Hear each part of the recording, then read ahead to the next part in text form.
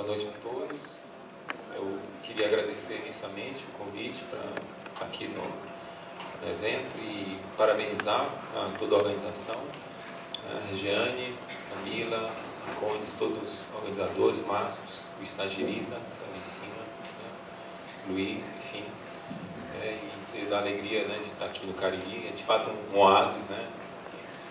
E o privilégio de estar aqui é duplo, né? Enfim, não só pela natureza, enfim, mas pelo lugar apropriado para filosofar, né? Tendo em vista exemplos na história da filosofia, a pequena Cambridge de Kant, enfim, a cidade do interior da França de Descartes. A própria filosofia nasce, né, numa região periférica, né, na Ásia Menor, na Itália, né, Grécia e Itália. Enfim, em todo sentido é muito bom estar aqui. Bom, de certa forma, eu vou dar continuidade à fala do Jair, porque fala do mesmo autor, Schopenhauer, esse filósofo pós-kantiano do início do século XIX, da primeira metade do século XIX. Eu vou analisar três pequenos escritos do Schopenhauer, intitulados Sobre o ofício do escritor e o estilo, sobre leitura e livros, e sobre a língua e as palavras. São, na verdade, três capítulos da última obra que o Schopenhauer... Eu queria localizar o Schopenhauer e essa discussão toda em torno da relação entre filosofia e literatura, né, entre dois polos, entre duas manifestações filosóficas na história do Ocidente, né, que eu vou tomar como paradigmáticas, né, da discussão filosófica em torno da relação entre filosofia e literatura. E a escolha é aleatória, tem uma imagem que vai aparecer aí, né, a primeira imagem. Eu até peço desculpa a Paulo, que tomei lugar, um espaço na fala de ontem para adiantar essa discussão, né? Enfim. Não, então, esses dois polos são, né, de um lado, o Paul Ricoeur, filósofo francês do século XX, né, morreu em 2002, né, e, de outro lado, Platão. Né? O Ricoeur deu uma entrevista para uma rádio, uma rádio belga. Essa entrevista foi traduzida e publicada aqui com o título O Único e o Singular, né, de uma coleção chamada O Nome de Deus, da editora Unesp. E nessa entrevista o Ricoeur faz uma análise dessa obra do Rembrandt, de 1653, Aristóteles contemplando o busto de Homero. É uma obra bastante popular. E o Ricoeur identifica aqui, nessa obra, três elementos, que são, desde ontem, estão sendo tratados aqui, que são o discurso filosófico, né, a arte, portanto, o discurso, a construção de sentido na arte, né, e a política. Então, filosofia, arte e política, o Ricoeur identifica nessa obra. O Aristóteles, que está vestido com as roupas da época do Rembrandt, né, aparece ali apoiando a mão no busto de Homero. Aristóteles representa a prosa científica filosófica, tá? O discurso através de conceitos. O Homero representa naturalmente a arte, né? A literatura poética, portanto a literatura de ficção, né? E essa relação entre filosofia e arte, que se dá com Aristóteles e Homero, é intermediada pela política, ou gerenciada pela política. E a terceira figura que aparece, então, representando a política, só aparece aos olhos especializados, enfim, aparece no medalhão, na corrente que o Aristóteles traz, né? A segunda figura, que é uma ampliação dessa corrente, é o livrinho do Ricoeur, né? Nesse medalhão aparece a figura de Alexandre o Grande, que portanto representaria a política. Então essa relação entre filosofia e arte, entre o discurso filosófico e o discurso na arte, se daria então intermediado pela política, ou gerenciado pela política. Interessante que para Ricoeur, né, isso é uma especificidade do Ricoeur, a prosa filosófica, portanto o discurso filosófico, o discurso conceitual, extrai da literatura, portanto extrai da escrita de ficção todo o material para produzir, né, os seus conceitos. A filosofia, né, e a ciência aristotélica extrai da literatura o material com o qual constrói a sua visão de mundo. O que propõe uma anterioridade da literatura em relação à filosofia, tá? E isso intermediado pela política, tá? Bom, no lado oposto, enfim, depois a gente pode consultar essa obra de forma mais visível, né? Enfim, peço perdão, não contava com esse problema de logística, né? Eu não vou me demorar também sobre o assunto, né? Enfim, eu não tenho a pretensão nenhuma de demorar, só para demarcar o lugar em que Schopenhauer, o lugar dessa discussão schopenhaueriana sobre filosofia e literatura, né? No outro lado, portanto, no outro polo, né? Está então Platão, e eu escolho um diálogo que é um dos menores diálogos do Platão, que é o Ion, né? Para falar de uma outra relação entre filosofia e literatura, ou filosofia e arte, né? De um modo geral, né? O Ion é um diálogo da primeira fase do pensamento platônico, escrito entre a morte de Sócrates, 399 a.C., até 391. O Ion é um rapsodo que dialoga com Sócrates nesse pequeno diálogo. O rapsodo Ion vive de recitar os poemas de Homero, né, como é a função de um rapsodo. Ele é especialista em Homero, não conhece nada dos outros poetas, né, nem de Arquíloco, né, nem de Hesíodo. Tá? E o rapsodo, como disse, ele recita poetas alheios, portanto, né, diferentemente do Aedo, que recita poesias próprias, como é o caso do Patativa de Assaré, né, que é um Aedo, portanto, ou como vocês dizem, um Aedo do sertão, né, como está no programa. Aliás, muito bem escrito, tem que ser parabenizado os textos que estão aqui. Né?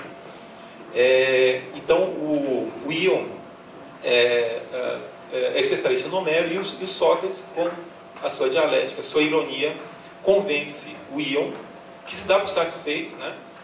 Convence o Ion que o que ele faz, o seu ofício, não se dá por técnica, nem por ciência, episteme, né? Mas o ofício do rapsodo, que recita poesias, né, se dá por uma espécie de inspiração divina. Né? E o Ion confessa que quando ouve algo sobre Homero, se interessa, mas quando ouve algo sobre outros poetas, ele cochila, dorme. Né? Talvez esse efeito Ion se dá também na filosofia. Quem durma quando ouve algo sobre Kant, mas quando ouve algo sobre Nietzsche, ele desperta. Né? Então, enfim, talvez a especialização também se alastre, contamine também a filosofia. Né?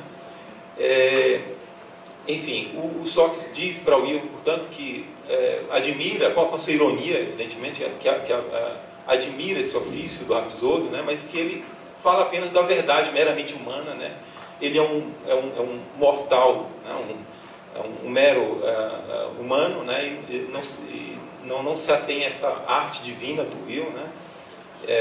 Ele é apenas um idiota, um ântropo, né? Um homem comum, se interessa apenas pela verdade, né? E não por essa ligação com o divino que faz parte do ofício do Ion. O rapsodo, portanto, né? Atua através de uma espécie de inspiração. Portanto, o que ele diz inspirado, em Theos, inspirado.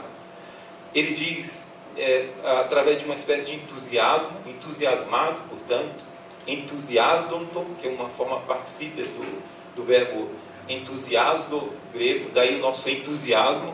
É interessante que o Schopenhauer utiliza o termo entusiasmos, alemão, para se referir à atividade do gênio também. Né?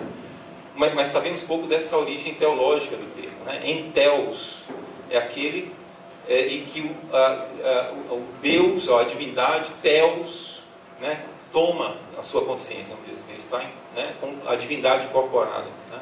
Ele está tomado, possuído, né? Katechomenoi, né? Eles estão tomados, possuídos pelo Deus, pela divindade.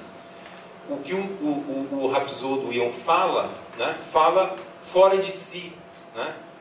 Ekphron, fora de si, né? Então, e o termo interessante é Ekphron, que vem de phren, né?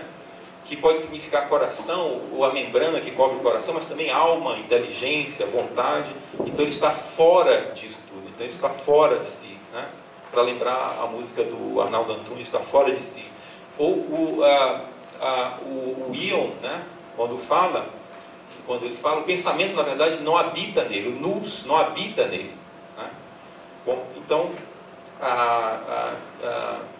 em última instância, né, o poeta Homero, né, fala algo que vem de Deus. O Homero, todo poeta, é um intérprete do divino, e o Rapsode, por sua vez, é um intérprete do intérprete da divindade. Ou, para quem conhece a República já sabe dessa história, né, o Rapsode do Rio, como todo artista, está 2 vezes distante da fonte do qual ele fala. Enquanto Sócrates, com a dialética, com seu logos, fala diretamente a essência, da essência. Né? Pois bem, então, de certo modo, Schopenhauer se aproxima no aspecto a um desses polos, e em outros aspectos se aproxima a outro. Então, como já vimos com Jair, a teoria das ideias platônicas é incorporada na metafísica do belo schopenhaueriano, na estética schopenhaueriana, né? A estrutura ontológica platônica é incorporada na filosofia schopenhaueriana, né? No entanto, e seguindo a inspiração romântica do romantismo alemão, para Schopenhauer, e aí talvez ele se aproxime mais dessa interpretação do Riquet, né? Que coloca então essa anterioridade da arte, portanto, da literatura em relação à filosofia. Para Schopenhauer, a arte, né, atinge o seu objetivo de forma mais eficiente, mais eficaz do que a filosofia e a ciência. Porque a arte tem como objeto, nesse desvelamento da essência do mundo, né, no discurso sobre o ser da coisa, né, a arte vai diretamente àquilo que ele chamou de representação adequada do princípio ontológico e a vontade metafísica. A arte fala diretamente das ideias, né, enquanto que a filosofia e a ciência, que se utilizam dos conceitos, né, estão 2 vezes distantes da verdade. Porque o conceito é representação da representação do princípio ontológico. Portanto, o conceito é uma representação das ideias que são já a representação da vontade metafísica. Né? Então, há uma inversão aí no Schopenhauer, né, em relação ao que vimos talvez em Platão. Bom, mas o que eu quero discutir de forma bem específica, bem pontual, é um aspecto dessa relação entre a filosofia e a arte, que tem a ver com a literatura, né? O ponto de partida dessa discussão é um fato que aconteceu com Schopenhauer, com a obra schopenhaueriana, né? Que tem a ver com a recepção da sua obra, o fato de que a obra schopenhaueriana não foi recebida como sendo filosofia, né? Não se considerou na época o que o Schopenhauer escrevia filosofia, era literatura. Né? Então, e por causa disso, por não ter essa profundidade filosófica, né, que vemos em textos herméticos, complexos, do meio filosófico em que o Schopenhauer produziu a sua obra, então houve aí uma desconsideração do que ele escreveu. Né? Bom, o próprio Schopenhauer reflete então sobre isso nesses textos, nesses artigos do Parega e Paralipoma. Então a ideia é pensar então a análise que ele faz sobre a clareza e a simplicidade no escrito. Alô? Apertou. Eu venho trazendo.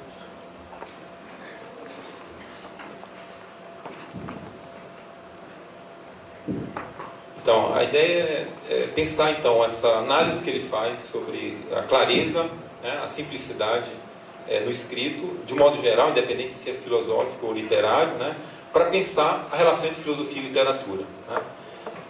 E eu acrescento aí um elemento, né, do qual Schopenhauer não trata. Aliás, o Platão, que representa bem a ironia socrática nos seus diálogos, ele mesmo não faz, me parece, uma reflexão sobre a ironia. Ele mesmo não faz uma reflexão sobre a ironia, sobre o humor, né, no escrito. Né? E é possível também acrescentar esse elemento ainda nessa reflexão da própria obra schopenhaueriana como enquanto tendo essas características que usamos para designar a escrita literária: a clareza, a simplicidade, né, e o humor, a ironia, o sarcasmo, que também está presente na filosofia schopenhaueriana. Então, que encontramos, por exemplo, né, esses 3 elementos quando abrimos uma obra de Machado de Assis, por exemplo. Né?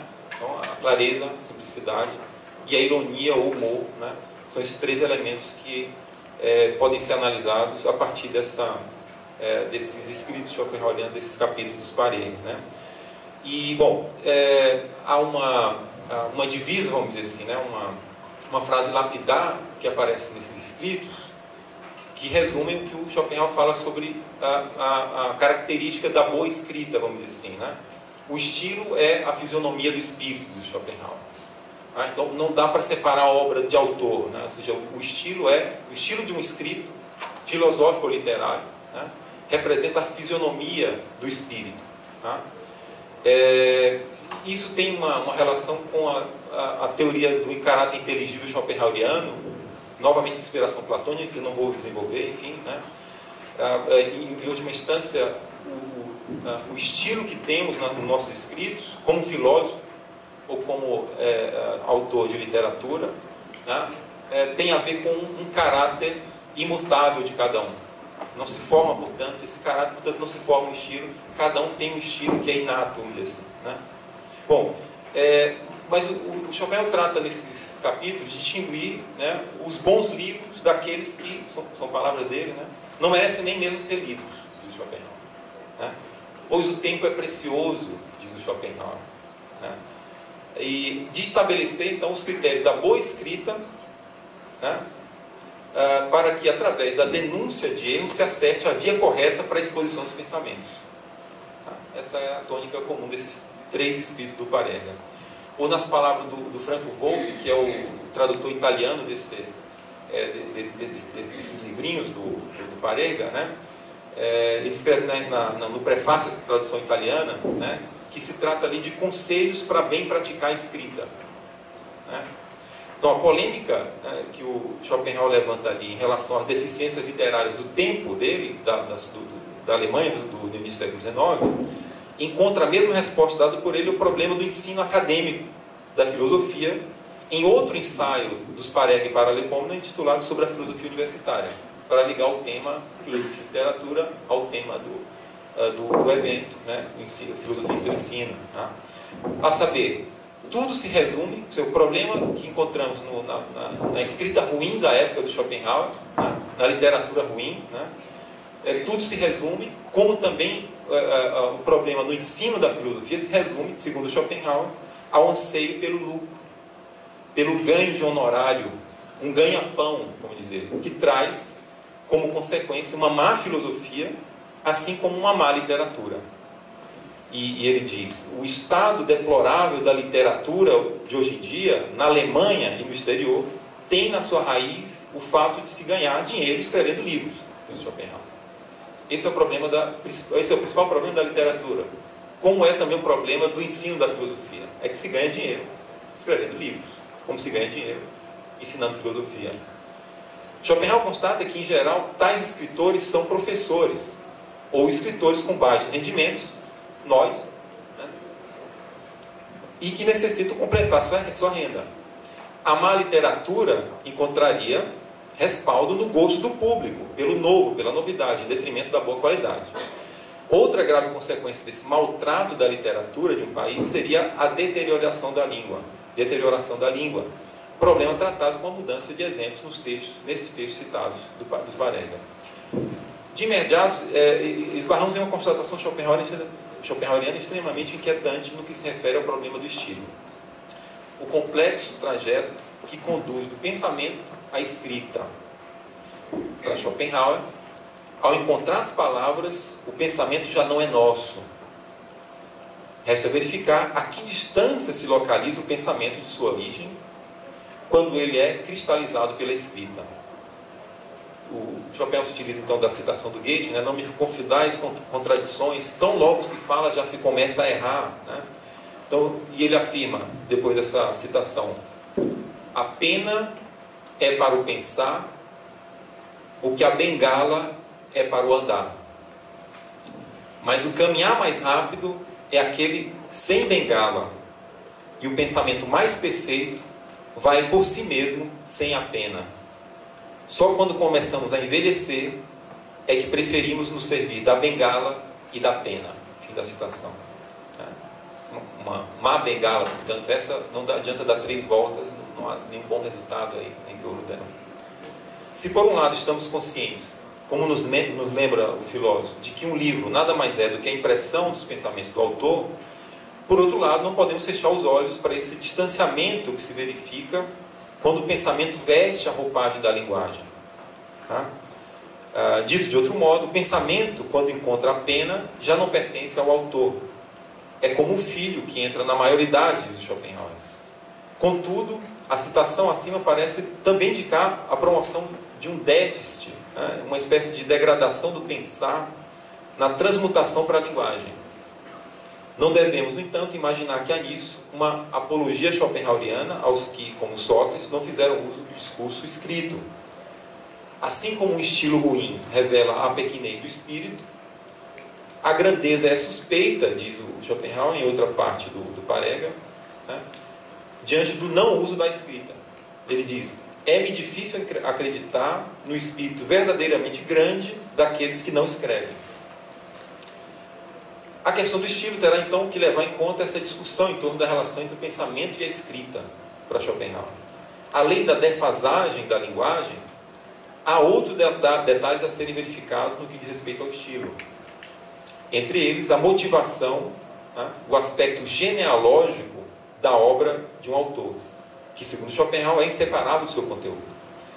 Há, diz ele, dois tipos de escritores: os que escrevem por amor ao assunto, que, portanto, têm vocação para isso, e os que escrevem por escrever, diz o Schopenhauer, por dinheiro, por um honorário. Geralmente, falta clareza e precisão nas escritas desses últimos, aos quais certamente se aplica a crítica do Nietzsche, né? Diz o Nietzsche, na Genealogia da Moral, né? Ele não tem tempo, ele mal crê em si mesmo, precisa falar hoje ou nunca, diz o Nietzsche. Bom, noutra perspectiva pode-se dizer que há três tipos de literatura, né? Esses que escrevem por escrever, né? Eles escrevem, segundo Schopenhauer, ou escrevem sem pensar, né? Já a partir de memória, diretamente de livros alheios. Esses seriam mais numerosos, né? A regra é a canalha, diz o Schopenhauer, né? E também esses que escrevem por escrever podem escrever enquanto escrevem, né? Ou melhor, eles pensam enquanto escrevem, né? Mas há um outro tipo de escritor, né, de escritores que pensam antes de escrever. Pensam as próprias coisas, diz o Schopenhauer, e não o que foi dito por outro. Em seus fragmentos para a história da filosofia, outro capítulo do Parega e Paralimpômeno, podemos encontrar alguns exemplos desses tipos. Ao falar de profundidade e do caráter repetitivo do estilo aristotélico, o Schopenhauer classifica o Stagirita como um dos que pensam com a pena na mão. Diz o Schopenhauer, um alívio para o escritor, mas um incômodo para o leitor. E o Platão seria o oposto de Aristóteles, né? Pois refletiria antes de escrever. Em todo pensar, diz o Schopenhauer, devem ser distinguidas a matéria e a forma. A matéria é aquilo sobre o qual se pensou, e a forma é o que se pensou sobre esse algo. O verdadeiro valor de um autor se encontra na forma do pensamento, pois uma obra pode se tornar célebre meramente devido à novidade do objeto, da matéria tratada, né? Como a descrição de lugares distantes ou fenômenos naturais raros. É na observação da forma, né, que podemos identificar a qualidade do estilo. É no modo como alguém pensa algo sobre alguma coisa que se encontram os traços que formam o estilo. Na crítica de Schopenhauer, o principal critério para se analisar o escrito é a clareza. Isto que é prescrito pelo filósofo, os historiadores da filosofia nos acostumaram a notar nos próprios escritos do Schopenhauer. É bastante lembrado que uma das principais resistências dos contemporâneos ao pensamento de Schopenhauer dizia respeito à forma cristalina de seus textos, né? Se bem que, diante de um escrito de um Hegel, de um Kant, de um Fichte, qualquer escrito, né, se torna claro, né? O Volpi que citei, que é o tradutor italiano desses artigos do Parega, ele diz o seguinte: quando das profundezas e dos meandros dos textos idealistas passamos à leitura de Schopenhauer, temos de fato a impressão de entrar numa sala intensamente iluminada. Fechado, né?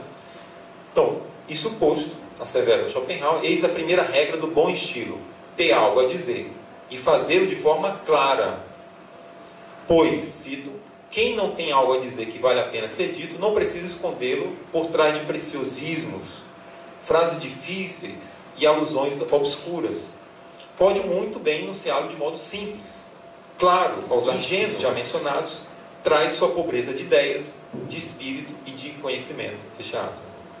Deve-se então evitar um estilo, como diz o Schopenhauer, tão profundo e científico, em que o leitor acaba sendo martirizado até a morte pelo efeito narcótico de princípios longos e vazios de pensamento, diz o Schopenhauer.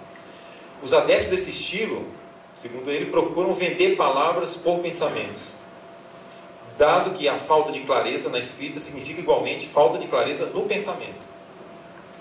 No fundo, a obscuridade esconde o fato de não saberem ao certo o que querem dizer. Evidentemente, o alvo aqui da crítica schopenhaueriana é a filosofia hegeliana, o escrito hegeliano. Esta máscara de ininteligibilidade fora introduzida primeiramente, segundo Schopenhauer, pelos pseudo-filósofos das universidades, mais especificamente por aqueles a quem ele chama de os três sofistas, cito Schopenhauer, foi introduzida por Fichte e aperfeiçoada por Schelling, alcançando por fim em Hegel seu clímax, sempre com maior êxito. Não há nada mais fácil do que escrever de maneira que ninguém entenda, como há, ao contrário, nada mais difícil do que expressar pensamentos significativos de modo que todos devam entender. Fecha aspas. Portanto, o pensador verdadeiro se expressará sempre com clareza, segurança, brevidade, pois, diz o Schopenhauer, a simplicidade sempre foi uma característica não apenas da verdade, mas também da genialidade. Escrever de modo obscuro ou ruim significa pensar de maneira indistinta ou confusa. Fechado.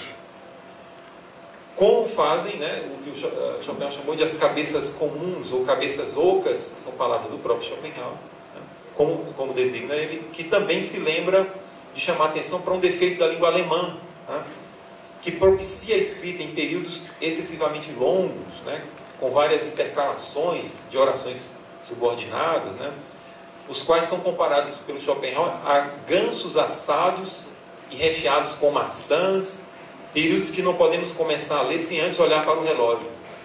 Quem já tratou do alemão já sabe disso. É saudável também a predileção pela expressão mais concreta, ao invés da mais abstrata, diz Schopenhauer, visando ainda enfatizar a importância da clareza da exposição. Deve dizer, deve-se usar palavras comuns e dizer coisas incomuns, mas eles fazem o inverso, diz Schopenhauer. Deve-se igualmente evitar a verborragia e o modo de se expressar enigmático, subjetivo. Schopenhauer adverte-nos que as pessoas escrevem, na maioria das vezes, um monólogo, sendo que toda escrita deveria ser um diálogo com o leitor. Pode-se afirmar que o pensamento obedece à lei da gravidade. Olha só. É muito mais fácil o caminho da cabeça para o papel, portanto, no ato da escrita, da cabeça para o papel, do que o sentido contrário, na leitura. O resultado do estilo pesado se vê no fastio e aborrecimento causado no leitor, que podem ser de dois tipos, segundo Schopenhauer. O aborrecimento objetivo, tem origem na falta de pensamentos claros por parte do autor, e o aborrecimento subjetivo se refere a uma limitação do leitor e à falta de interesse pelo objeto tratado, que, segundo Schopenhauer, poderia ser contornado pelo talento do escritor. Então, além da clareza, a simplicidade é outro adjetivo a ser notado no que se refere à qualidade do estilo. E o Schopenhauer utiliza uma divisa que ele encontra no túmulo de um médico na Holanda, simples sigillum veri, o simples é sinal do verdadeiro. Nesses fragmentos para a história da filosofia, outro capítulo do Parega, o Schopenhauer identifica simplicidade com verdade e acrescenta, a respeito da sua própria obra, Schopenhauer falando da sua própria obra, quase nenhum sistema filosófico é tão simples e composto de tão poucos elementos como o meu, podendo, por isso, ser facilmente visto e aprendido com um olhar. Então, boa parte desse tratado do Schopenhauer dos Parega, os fragmentos para a história da filosofia, trata mais do estilo dos filósofos do que propriamente de suas doutrinas.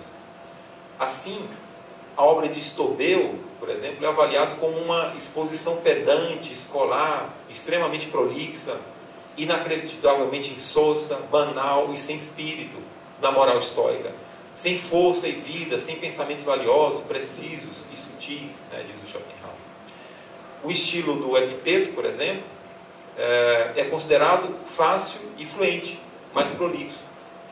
Aos neoplatônicos faltaria forma e desembaraço na exposição, com exceção de Porfírio, que escreve clara e coerentemente, diz o Schopenhauer, de modo que o lemos sem má vontade. Né?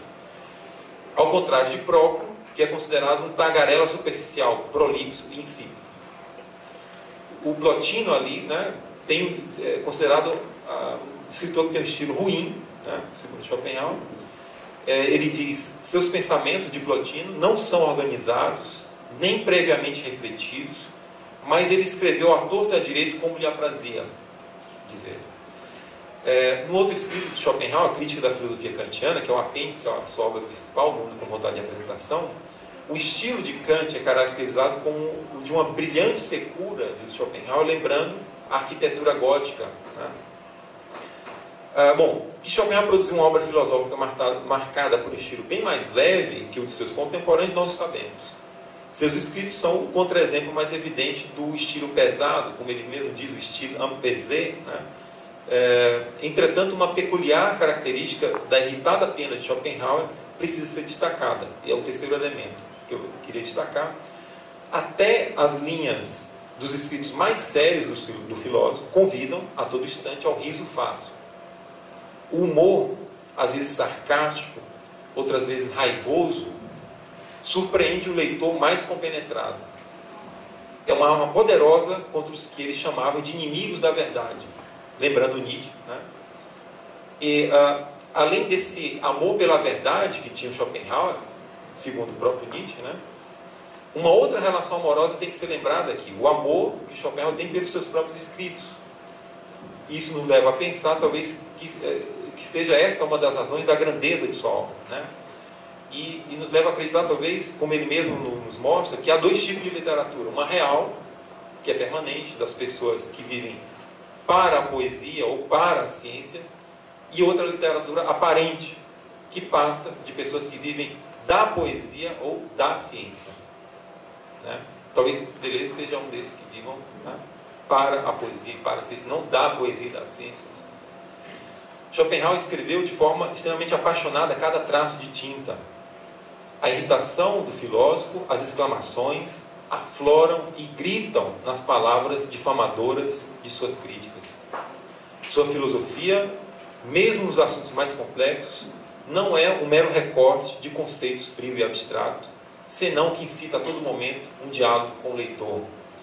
Isso permite entender facilmente o fascínio que exerce entre escritores de diferentes culturas, como Turgenev, Thomas Mann, Borges, Machado de Assis. Né? Há uma anedota que consta, né, na biografia do filósofo, que ele tinha o costume de almoçar diariamente num restaurante, e sempre que chegava colocava uma moeda de ouro na mesa, né, e depois do almoço retirava e colocava no bolso quando saía. E um dia um garçom, curioso com esse hábito, Schopenhauer, perguntou: por que você faz isso sempre? Diz: olha, é que eu fiz uma promessa comigo mesmo. Um dia que esses militares que sempre comiam lá, um dia que eles falarem sobre outra coisa que não seja mulher e cavalos, eu dou essa moeda de ouro para uma instituição de caridade. Então, isso lembra bem o espírito do humor, né, schopenhaueriano, né? do sarcasmo schopenhaueriano. Né? Nos seus escritos o comportamento não é diferente. Né?